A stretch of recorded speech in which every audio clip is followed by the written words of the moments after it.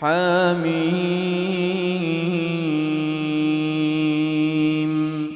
والكتاب المبين إنا جعلناه قرآنا عربيا لعلكم تعقلون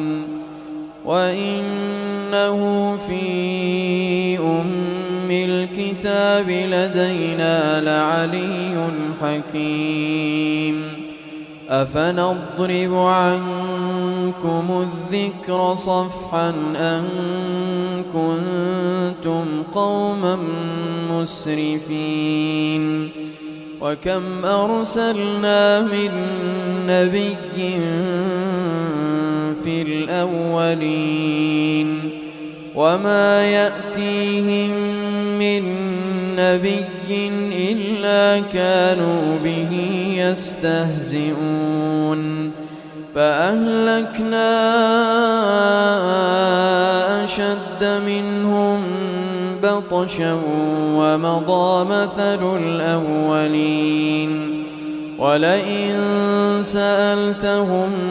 من خلق السماوات والأرض ليقولن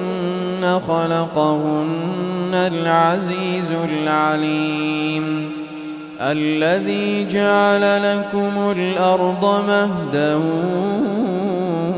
وجعل لكم فيها سبلا لعلكم تهتدون والذي نزل من السماء ماء بقدر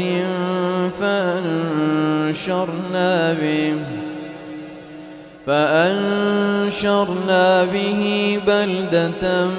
ميتا كذلك تخرجون